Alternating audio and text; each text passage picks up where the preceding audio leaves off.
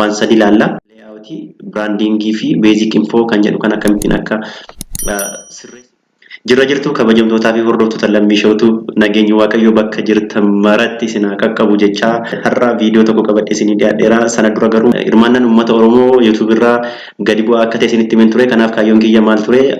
Hirmaannaa uummata keenya yookiin immoo nama keenya YouTube irraa dabaluu akka ta'e isinitti himen ture. Kanaaf immoo hirmaannaan uummata keenya dabaluuf yookiin immoo hirmaannaa nama keenya YouTube irraa dabaluuf immoo dirqama maal gochuu qabna jechuudha. YouTube channelii banannee YouTube itti makamuun dirqama jechuudha. Kanaaf yeroo darbe keessatti akkamittiin akka YouTube channelii mataa keenya banannu sin agarsiisen ture. YouTube channelii banachuuf immoo Gmailin akka nu barbaachisu dubbadheen ture. Kanaaf warreen Gmailii hin bananne viidiyoo kana ilaaltanii akka Gmail mataa keessanii banattan isinitti himeen ture.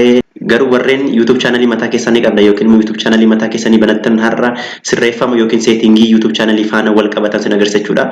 Kana jechuun maal jechuudha? YouTube channelii qofa banuun faayidaa nuuf hin qabu jechuudha. Maal jechuudha? Yoo sirreefama isaa yookiin settingii isaa tokko sirreessinee tokkoffaa kanfaltiin nu gaffalamu, lammaffaa YouTubein keenya search godhame yookiin immoo viidiyoo nuti hojjenne search godhame top ranking ta'u yookiin immoo jalqaba irratti hin bahu. Kanaaf view xiqqoo arganna jechuudha. Kana qofallee miti settingii adda addaa kan YouTube channelii faana wal qabatu customization of channel jedhetaniin partiitiin isin dhiyeessa. Part 1, part 2, part 3, part 4 jedheen isin dhiyeessa. Kanaaf na hordofaan affeerraa kiyya viidiyoo har'aatiin akkamittiin YouTube channelii keenya customize goonu keessaa waan sadi ilaalla. Isaanis maal jettanii YouTube channelii keenya customize gochuuf kuno YouTube channelii kiyyan seena. Sanaan booda erga YouTube channelii kiyya seenne customize gochuuf kuno shittii kana customize channel bakka jettu irratti bu'aa gaafa shittiin bu'u kuno wanta kana banaa jechuudha. Kanaaf wanneen kana sadan layout, branding fi basic info kan jedhu kan akkamittiin akka sirreessinu yookiin immoo akkamittiin akka bareechannu isin agarsiisa jechuudha. Kanaaf na hordofaan affeerraa kiyya. Kanaaf jalqaba irratti maal goona jechuudha? Channel customization kan jedhu keessa erga seennee booda maal goona jechuudha? Basic info bira dhufna jechuudha. Basic info bira yeroo dhufnu maaltu jira? Kuno jalqaba irratti shittiin kun hin jirti. Shittii kana jechuun YouTube channelii kooti Lamishow jedha. Kanaaf maqaa Lamishow jedhu kana maqaa barbaadetti jiree barreessuu ni danda'a jechuudha. Kuno kan itti kan Lammii Oromoo Tube jedhee kun akkatti maqaa isaa jijjiiruu danda'a. Sanaan booda publish toon jedhee isheen gadda toon bee maal godha jechuudha? Maqaa YouTube channelii keenya naa jijjiiraa jechuudha. Kanaaf erga maqaa YouTube channelii mataa keessanii bantanii yoo YouTube channelii isin bantan sun maqaan isaa isinitti hin tolle ta'e maal gochuu dandeessu jechuudha? As keessa dhuftanii YouTube channelii keessan maqaa isaa jijjiiruu dandeessu jechuudha. Garuu maal gochuun qabdanii yeroo adda addaa callistanii maqaa YouTube channelii keessanii jijjiiruu qabdan. Kana jechuun namni takka erga isin baree maqaa keessan jijjiirtan jechuun namni search godhee isin argachuu hin danda'u jechuudha. Waan gaarii hojjettanii otoo gadhiistanii illee maqaa YouTube channelii keessaniitiin barbaadanii isin argachuu hin danda'an jechuudha. Kanaaf jalqaba YouTube channelii banuun dura maal gochuu qabna jechuudha? Maqaatti itti yaaduu qabna jechuudha. Kanaaf ani isuma duraatti hundeeffadha. Lamishow YouTube jedhee bakka duraatti deeffadha. Sanaan booda erga maqaa sanaan barreessee booda kun as kanatti description kan jettu jirti jechuudha. Description itti kanarratti maal goona jechuudha? Description waa'ee YouTube channelii keenya barreeffanna jechuudha. Waan isinitti tole barreessuu dandeessu. Kan nuuf eeyyamu garuu hagamidha. Keywordii kuma tokko qofa akka barreessinu eeyyama, kuma tokko ol nuun eeyyamu jechuudha. Kun fakkeenyaaf lakkoofsi dabalaa deema gaafa nuti barreessinu jechuudha. Kanaaf waa'ee YouTube channelii keenya maal akka hojjennu yookiin immoo hordoftoota keenya maaliin akka isaan hordofuu qaban asirratti bakka itti barreessinu ishee kana description ta'a jechuudha. Namni yoo YouTube channelii keessan bane about keessan keessa gaafa seene maal ta'a jechuudha? Shittiin asirratti barreessan kun achirratti baha jechuudha. Erga sana barreessee booda bakka itti add language jettu kanatti okay jettanii language illee maal gochuu dandeessu jechuudha? Dabaluu dandeessu jechuudha. Fakkeenyaaf otoo nama original language Ingiliffaan hojjeta ta'e sirraati Ingiliffa filadheetaniini garanitti naturalizate ta'uu immoo itoo barbaade afaan Chaayinaa filachuu ni danda'a yookiin immoo Amaarik filachuu ni danda'a jechuudha. Machine translationiin akka inni YouTube channelii korratti dabalamu yoo barbaade warra kana filadhaa jechuudha. Amma yeroo afaan Oromootiin machine translationiin waan hin jirreef listii afaan Oromoon argannu jechuudha. Tos keessa barbaanne afaan Oromoon argannu jechuudha. Afaan Oromoo irraa gara afaan biraatti yookiin immoo afaan biraa irraa gara afaan Oromootti machine translationiin hin hojjetamne garuu maal hin jira jechuudha? Amaariif hin jira jechuudha. Kun Amaariif fakkeenyaaf yeroo search gootanii kunuus kanatti hin argama Amaariif jechuudha. Kanaaf kan akkuma jirutti dhiisnee argina. Erga sana gootanii booda maal gootu? Channel URL kan jedhu jira jechuudha. URL jechuun Uniform Resource Locator jechuudha. Kana jechuun linkii YouTube channelii keenyaa shittii kanadha jechuudha. Fakkeenyaaf shittii kana asirratti copy godhee kan inni nuuf kenne jechuudha. ID keenyadha jechuudha. Kun uniqueedha. Kan nama biraa afaan waliin fakkaatu fakkeenyaaf totti shittii kanatti bu'ee copy jedhee osoo naqee amma YouTube irratti search godhee YouTube channelii keenyaaf baasaa jechuudha. Kan argitan miti YouTube channelii keenyatti nageessaa jechuudha. Kanaaf shittii kana fudhannee shittii kana copy goonee namaaf ergine namni akka ittiin YouTube channelii keenya subscribe nu godhuuf gochuu dandeenya jechuudha. Kanaaf isheen kun linkii yookiin immoo URL YouTube channelii keenyaati jechuudha. Erga kana laallee booda maal goona? Set a custom URL for your channel jedha. Fi keenya illee maal gochuu dandeenya jechuudha? Set gochuu dandeenya yookiin immoo barreeffachuu dandeenya jechuudha. URL mataa keenya barreeffachuu dandeenya jechuudha. Fakkeenyaaf kun gaafa ishee kanatti click godhu kun shittii kanaaf dheeraa. Kanaaf waan barbaade asirratti dabalee yookiin asirraa hir'ise gaafa publish godhu maal gochaan jirachuudha URL mataa kiyyaa fi kiyyaa maal gochaan jirachuudha create godhachaan jirachuudha. Inni taanu linkiidha. Kun shitti kan linkiidha. Kan jechuun maal gochuudha jechuudha. Fakkeenyaaf amma yoo YouTube channel keenya Facebook keenyatti connect gochuu barbaanne yookiin immoo Instagram keenyatti yookiin Telegram keenyatti yookiin immoo social media kamittuu haa ta'u yookiin immoo website mataa keenyaa qabaanne ta'e website keenyatti yoo link gochuu barbaanne maal godhan jechuudha. Linkii sana asitti barreessina jechuudha. Anas irratti fakkeenyaaf maalan barreesseera linkii Facebook kiyyaan barreesseera. Facebook Lamishow YouTube jedhuun qaba. Sanarratti kanaaf linkii sana fidee asirratti paste godhee lammaffaa irratti immoo Telegiraamii nan qaba. Telegiraamii sanarratti illee maal godhachuudha linkii Telegiraamii sanaa fidee as kanarratti paste gochuutiin linkii barreessa jechuudha. Linkii kana kun as kanatti buutanii remove gochuu dandeessu jechuudha. Yeroo barbaadanitti irraallee barreessuu illee ni dandeessu jechuudha. Inni biraan maalidha? Linkii biraa dabaluu barbaadan immoo kun sheetti kanatti add link kan jettu kanatti fakkeenyaaf otoo nama linkii Twitter kiyya YouTube channel kiyyatti walitti barbaade maal godhachuudha Twitter jedhee asirratti barreessa. Bakka kanatti immoo URL Twitter kiyya asirratti fideetaniin paste godhachuudha. Check gochuuf amma linkii nuti YouTube keenya irratti barreessine akkamitti fi eessatti akka display ta'u agarsiisuuf fakkeenyaaf account biraan seenaa account biraan arga seenee booda maalan jedha Lamishow YouTube seenetaniin check godhachuudha. Waan amma kana Lamishow YouTube jedhee search godha. Sanaan booda nan seenaa kan akkatti seenetaniini kunoo gaafa isheetti kanatti bu'ee abaawatii irratti dhufachuudha maal ta'achuudha. Kunoo description sirra barreessine kunoo descriptionichi kunooti. Descriptionicha sirra arganna jechuudha. Descriptionii qofaa miti. Facebook barreesseera, Telegram barreesseera. Shitti kana ton maqaa ishee keekee godhee barreessellee akkuma inni barreessetti naaf baha jechuudha. Kun akka ittiin teessee jechuudha. Gaafa kan irratti click godhu kanamitti na fudhata jechuudha. Gara Facebook linkii ani itti connect godhatti na fudhata jechuudha. Fakkeenyaaf click gaafa irratti godhu garamti na fudhata jechuudha. Kunoo gara page Lamishow YouTube itti na fudhata jechuudha. Kana qofaa miti kunoo Telegram illee itti connect godheen ture sila. Kun as kanarra jira Telegram kiyya connect itti godheera. Linkii Telegram kiyya asirratti barreesseera. Gaafa as kanatti bu'u karamti na fudhata jechuudha. Gara Telegram kiyyaatti na fudhata jechuudha. Kanaaf social media kamiyyuu ta'u website kamis haa ta'u maal gochuu dandeenya jechuudha. Haga shanitti nu fayyama YouTube irratti linkii kana barreessine karaa kanaan akka namni contact nu godhu yookiin immoo promotion adda addaatti hojjechuu ni dandeenya jechuudha. Inni taanu maal jedha? Link on banner jedha. Banner on link jechuun immoo bannerii keenyarra linkii meeqa akka bahu fakkeenyaaf coveriin hin jira yookiin immoo backgroundiin profile image keenya duuba jiru jira. Asirratti linkii meeqa akka bahu bakka itti filannu jechuudha. Naan yoo jenne bannerii keenyarratti linkiin tokko illee bahu yoo first jenne tokkotu baha yoo second jenne lama baha sadii yoo sadii baha afur yoo afurtu baha shan yoo immoo shanan saatu bannerii keenyarratti baha jechuudha. Sana booda duubatti deebiin sin ilaalchisa. Kanaafuu amma maqaa keenya jijjiiruu dandeenya, description barreessuu dandeenya, language add gochuu dandeenya, channel URL keenya bakka argannudha yookiin immoo custom kan ta'e channel URL keenya kennachuu dandeenya, linkii social media biraa YouTube itti hidhuu dandeenya, linkii aga shanii jechuudha. Linkii shanan keessaa immoo bannerii keenya irratti meeqa akka bahu kaa'uu dandeenya. Kana qofa otoo hin taane contact info yookiin immoo email address keenya karaa keessaa namoonni nu qunnaman gochuu dandeenya jechuudha. Kanaaf kuni maalidha jechuudha?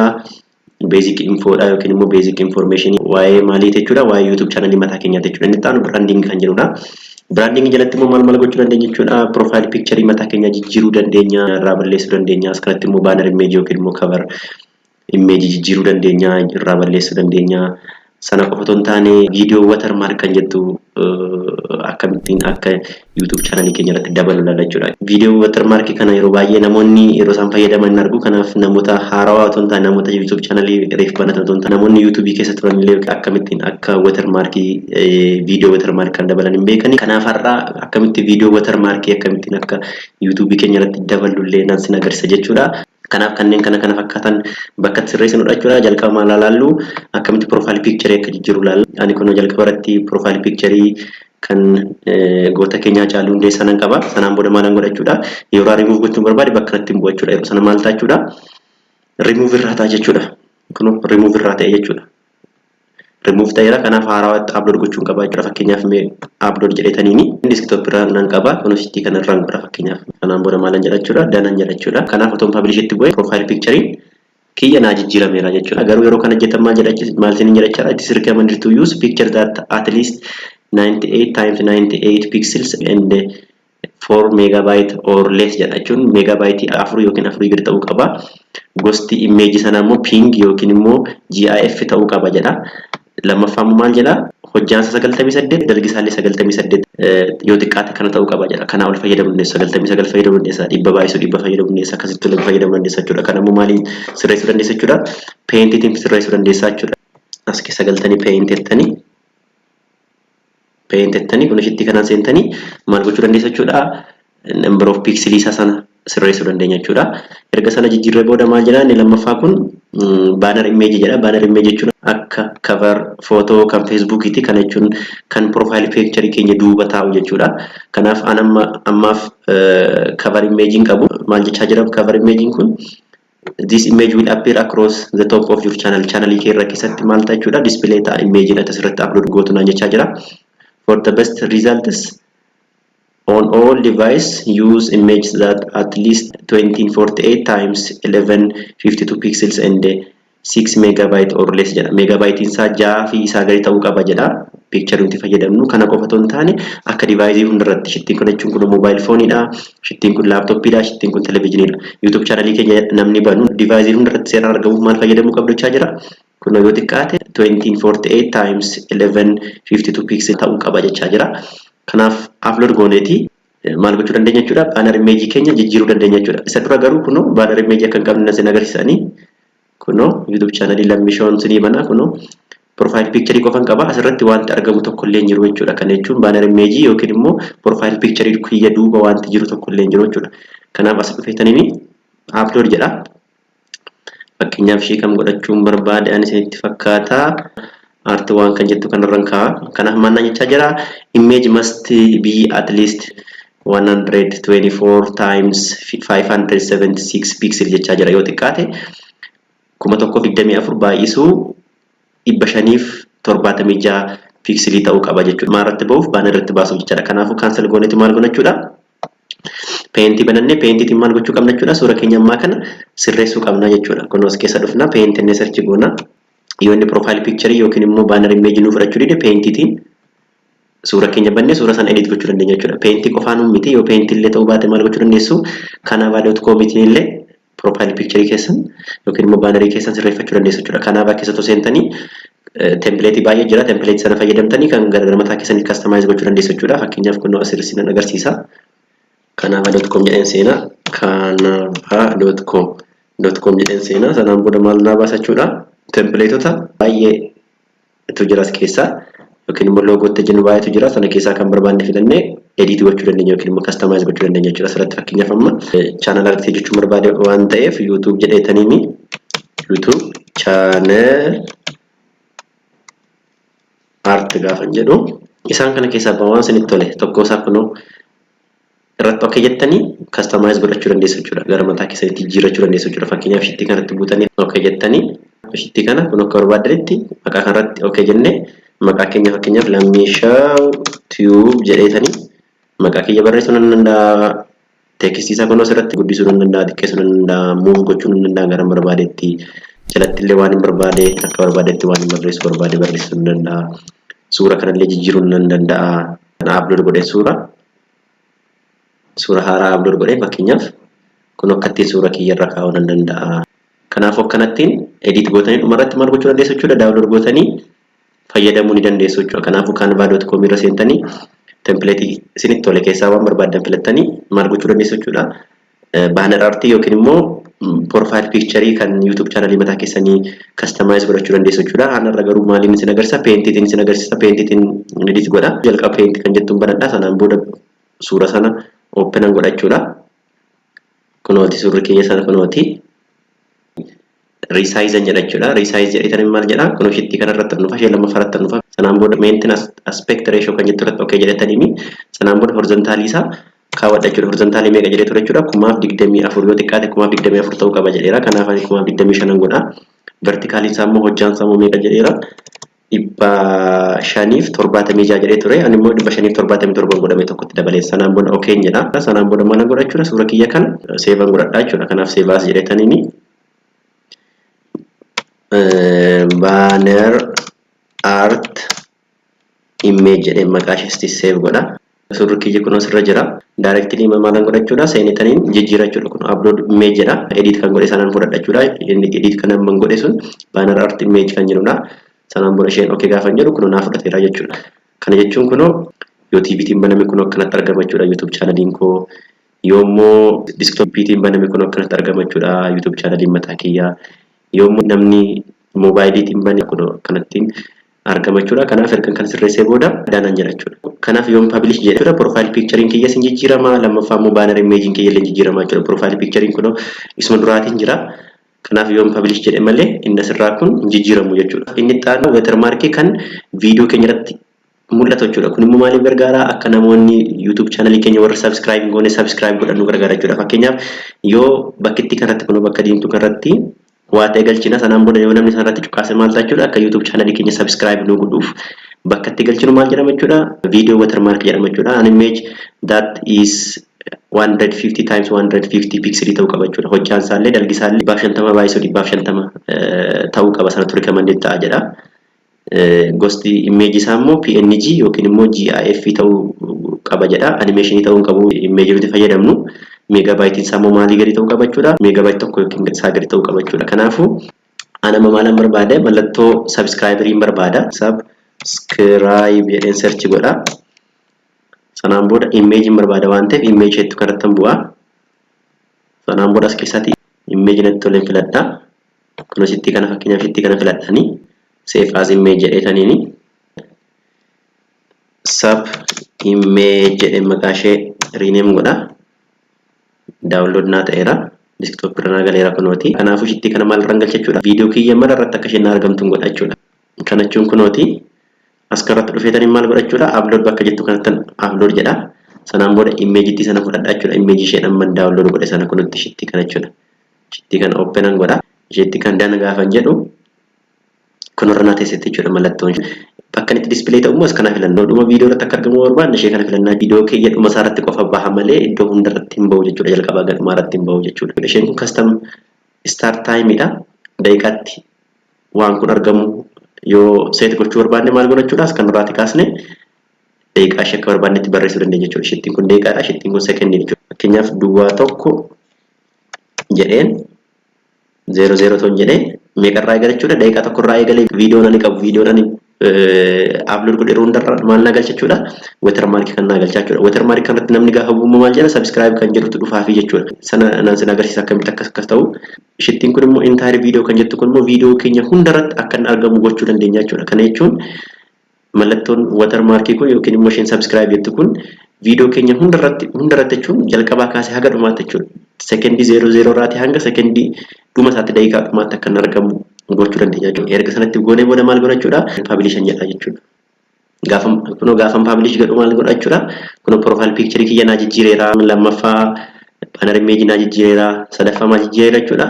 Watermark viidiyoo kiyya naaf galcheera jechuudha. Fakkeenyaaf mee account biraatiin seenee tan ilaala. Fakkeenyaaf account kanaan seeneeni shitti kana yoo refresh godhu kun maal naa ta'e jechuudha. Kanaaf kun banneriin kiyya kan sila jijjiirameera kun lammaffaa kun profile picture naa jijjiirameera jechuudha. Inni biraan kan inni sin agarsiisu sila about kan jedhu irratti adreesii yookiin immoo liinkii maaliif keenya galchine turre jechuudha. Liinkii Facebookii fi Telegiraamii keenya maarratti galchine turre, YouTube channel keenya irra galchine turre, liinkii isaa irra galchine turre. Kanaaf maal godha jechuudha? Kunoo kan sila nuti galchine kun asirratti mul'ata jechuudha. Kunoo Facebookiin kunooti, shittiin kun Telegiraamiidha jechuudha. Kanaafuu haga shanitti inni turre waan ta'eef shanan saayyuu kunoos malatti diriiree argama jechuudha. Too arfaffaa sadaffaas arfaffaas shanaffaas qabaanne kunoo bakkanatti baha jechuudha. Kanaaf namni kan irratti gaafa kilik godhu directly maal nu ta'a jechuudha. Gara Telegiraamii keenyatti nu fudhata jechuudha. Gara nuti liinkii nuti keenyatti jechuudha. Kanaaf weebsaayitii keessan ta'uu danda'a, Facebook page keessan ta'uu danda'a, karaatti namni contact ni godhu yookiin immoo promotion adda addaa hojjechuuf barbaadan asirra galchuu dandeessu jechuudha. Inni itti aanu erga sana jijjiirree booda branding jala maal tafe jechuudha? Video watermark kan jettu sanadha jechuudha. Video watermark sanas keessan ilaalla kun fakkeenyaaf YouTube channel Lamishow tuubiin seena ishuma kanan bana. Mallattoo sila ani galche sana kun asirratti fideera jechuudha. Haga barbaaddan yoo as buttan inni argattu jechuudha. Entire video jennera waan ta'eef jalqabaa haga dhuma video keenyarra maal taate jechuudha? Watermarking kun galteetti jechuudha. Jalqaba irratti illee baasuu dandeessu, dhuma isaa illee baasuu dandeessu. Kanaaf video hunda fakkeenyaaf ani video ni qabu hundarra galcheera jechuudha. Video kana qofaa miti. Fakkeenyaaf video lammaffaa illee nan seena. video lammaffaa illee galcheera jechuudha. Kun jalqabaa gadhuma video kanarra maaltu jira jechuudha. Watermarkiin subscribe jedhu kun hin jira jechuudha. Kanaafuu shitti kanatti gaafan bu'u maal jechuudha subscribe jedha jechuudha. Kanaafuu namoonni akka isaan YouTube channel keenya subscribe nu godhan gochuu yoo barbaanne kun shitti kana galchuu qabna jechuudha. Kanaaf shitti kanatti yoo bunu maal jechuudha subscribe nu godha jechuudha. Gitamite subscribe jedha jechuudha. Kanaaf haaluma salphaan namni YouTube channel keenya subscribe nu gochuu danda'a jechuudha. Inni taanu layout dha. Layout jalatti maal arganna jechuudha. Channel trailer jedha for people who haven't subscribed jedha. Namoonni YouTube channel keenya subscribing goone video isaan jalqaba argan yookiin immoo promotion fayyadamudha jechuudha. Kana jechuun fakkeenyaaf namni YouTube channel keenya subscribing goone akka inni subscribe godhuuf promotion video xiqqoo hojjenne jalqabatti baasuu dandeenya jechuudha. Sanaafuu sana argee YouTube channel kun gosa ni barbaadudha jedhee subscribe sinii gochuu danda'a jechuudha. Kanaafuu bakka itti beeksisa promotion hojjetanidha jechuudha. Fakkeenyaaf nama YouTube channel kiyya karaa biraan seeneetan ilaala. Account biraatiin seeneetan gaafa ilaalu kun video ni gadhiise malee traileriin ammaa kuni kan inni promotion kun tokko illee jiru jechuudha. Mee jalqaba irratti feature video for returning subscriber jedha. Itti aaddeetu kan itti bu'eetaniini video barbaade add gochuu danda'a jechuudha. Fakkeenyaaf videoon qabu keessaati ani videoon sun akka tokko farqina argamu kan hin barbaadu kanan baasa. Sanaan booda videoon kiyyaa kun jalqabaa kun maal jechuudha. Namoonni YouTube channel keenya subscribe godhan jalqaba irratti maal arguu danda'u jechuudha. Kun itti shitti kana viidiyotti kana yookiin short video kana akka isaan argan gochiisaan jira jechuudha. Kanaafuu shitti kana publish jedheetaniini gaafa account biraatiin seenee ilaalu traileriin amma silan jiru ture kun asirratti nu galee jechuudha.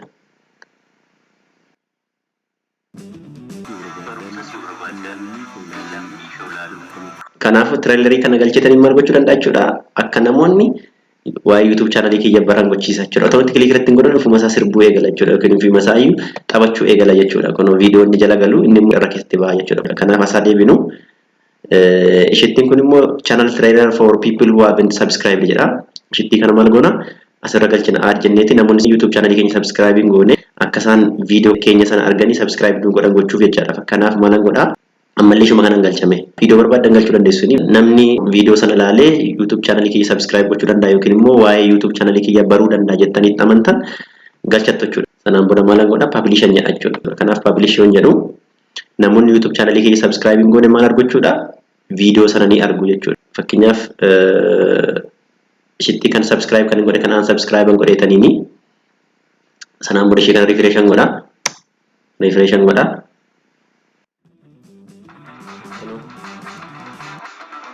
Ufuma isaa iyyuu eegalaa jechuudha. Kanaafuu namoonni subscribing goone dingata YouTube channel Lamishow yoo search godhanii baasan maaltu baha jechuudha. Videoon kun jalqaba irratti baatiif jechuudha. Videoon keenya kanarraa kana fakkaata akka jaallattan akka irraa waa barattan abdiin qaba. Yeroo biraa keessatti immoo part 2 keessatti immoo akkamittiin sirreefama yookiin settingii YouTube channel faana wal fakkaatan kanneen hafan qabadheen isinii dhiyaadha. Lamishow warreen subscribing goone subscribe godhaatii miseensa Lamishow ta'a. Hiriyoota keessaniif illee qooda jechuun affeerraa kiyya yeroo gaarii isiniif haa ta'u ulfaadhaa horaa bulaa deebanaa.